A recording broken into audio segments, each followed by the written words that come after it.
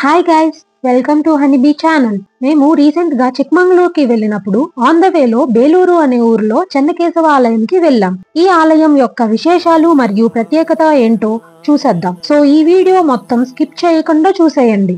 ఈ ఆలయం హొయసల రాజ్యానికి చెందిన రాజులు 12వ శతాబ్దంలో కట్టారు.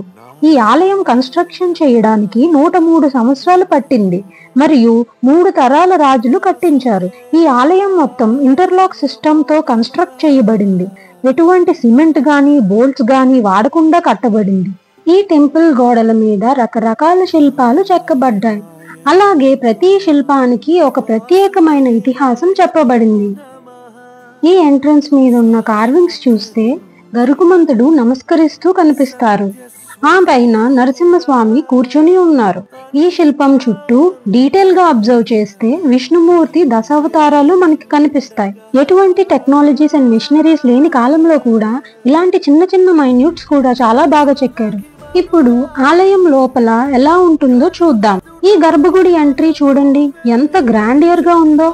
ఇక్కడ చూస్తున్న డిజైన్ మొత్తం ఒక సింగిల్ స్టోన్ మీద చెక్కబడింది అంటే మీరు నమ్మగలరా? ఇక్కడ ద్వారపాలకుల్ని చూసినట్టయితే చాలా అందంగా చెక్కారు. వాళ్ళ మీద ఉన్న ప్రతి ఆర్నమెంట్ చాలా డీటెయిలింగ్ గా కనిపిస్తాయి. ఈ ఆలయం పురాణం ఏంటంటే భస్మాసురుణ్ణి సంహరించేందుకు విష్ణుమూర్తి మోహిని అవతారం ఎత్తి ఈ ప్రదేశంలో భస్మాసురుణ్ణి సంహరించారంట.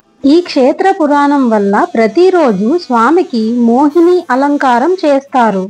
బొట్టు పెట్టి, చీర కట్టి, ముక్కు పుడక, చెవు కమ్మలు, తాళి మరియు నగలు కూడా వేసి అలంకరిస్తారు.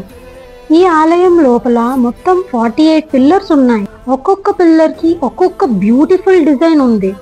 ఎటువంటి టెక్నాలజీ లేని కాలంలో కూడా ఇంత బ్యూటిఫుల్ గా చెక్కారంటే చాలా గొప్ప విషయం అనే చెప్పాలి. ఈ పిల్లర్ ని అబ్జర్వ్ చేస్తే కార్ టైర్ లా ఉంది, కానీ ఇది అప్పట్లో చేతికి వేసుకునే కంకణం డిజైన్. ఈ ఆలయం హైలైట్స్ లో ఈ సీలింగ్ ఒకటి. ఈ సీలింగ్ డిజైన్ ని భువనేశ్వరి డిజైన్ అంటారంట. ఇలాంటి డిజైన్ ఇండియా మొత్తంలో 3 ఆలయంలో మాత్రమే ఉంది. ఫస్ట్ ది ఈ ఆలయం, సెకండ్ ది సోమనాథపుర కేశవాలయం, మూడవది రాజస్థాన్ లో జైన్వాలా టెంపుల్ లో ఉంది.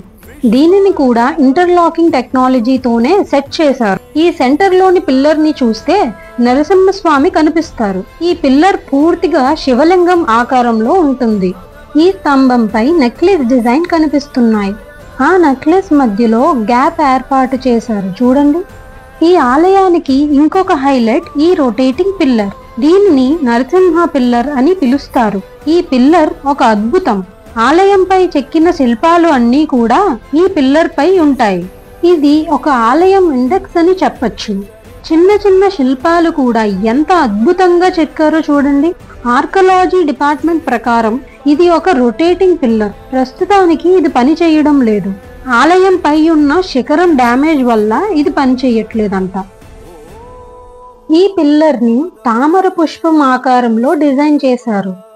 ఈ పిల్లర్ ని అంబ్రెల్లా మోడల్లో డిజైన్ చేశారు.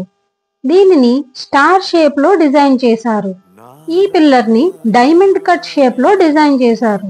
ఇలా ఆలయంలో ఉన్న మొత్తం 48 పిల్లర్స్ ని కూడా డిఫరెంట్ మోడల్స్ లో బ్యూటిఫుల్ గా డిజైన్ చేశారు. ఇవి లెదర్ తో చేసిన విష్ణుమూర్తి చెప్పులు. వీటిని 50 ఏళ్ల క్రితం తయారు చేశారు. ఆలయం బయటన కూడా చాలా శిల్పాలు ఉన్నాయి. అందులో కొన్ని ఈ వీడియోలో చూద్దాం. ఇవి 2 అమ్మవారి ఆలయాలు. ఇది శ్రీదేవి ఆలయం, ఇది భూదేవి ఆలయం. ఈ నరసింహస్వామి శిల్పం చాలా అద్భుతంగా ఉంది. ఇది నరసింహస్వామి హిరణ్యకశిపుడిని సంహరించినట్టు మరియు ఆ హిరణ్యకశిపుడి పేగులు తన మెడలో వేసుకున్నట్టు ఎంత బాగా డిజైన్ చేశారో. ఈ శిల్పం గజాసుర చర్మాంబర చాలా అద్భుతంగా చిత్రీకరించారు. గజాసురుని సంహరించిన మహాశివుడు ఆ చర్మాన్ని ధరించిన ఘట్టం. ఈ చుట్టూ ఉన్న శిల్పాలకు కూడా ఒక్కొక్క స్టోరీ ఉన్నాయి. ఇది వరాహస్వామి శిల్పం. వరాహస్వామి హిరణ్యాక్షుని సంహరించి భూదేవిని కాపాడుతున్న దృశ్యం. ఇది విష్ణుమూర్తి మోహిని అవతారం భస్మాసురుని సంహరించడానికి. ఇక్కడ విష్ణుమూర్తి ఒడిలో లక్ష్మీదేవి కూర్చున్న శిల్పం. దాని కిందన హనుమంతుడు గరుకుమంతుడు పోట్లాడుకుంటున్న దృశ్యం. ఆ మధ్యలో ఉన్నది విరిగిన వాటర్ మెలన్. ఇక్కడ విష్ణుమూర్తి శేషపాన్పు పైన విశ్రాంతి తీసుకుంటున్నట్టు మరియు లక్ష్మీదేవి విష్ణుమూర్తి కాలు పడుతున్నట్టు ఎంత బాగా చిత్రీకరించారు. ఈ కిందన చిన్న చిన్న శిల్పాలు చూస్తున్నారు కదా, ఇలాంటి చిన్న శిల్పాలు ఆలయం చుట్టూ 620 శిల్పాలు ఉన్నాయి. ప్రతి శిల్పానికి డిఫరెంట్ హెయిర్ స్టైల్స్ ఉన్నాయి. అంటే 620 హెయిర్ స్టైల్స్ ని చూపిస్తున్నట్టు. ఇది మెయిన్ ఎంట్రన్స్ యొక్క ధ్వజస్తంభం.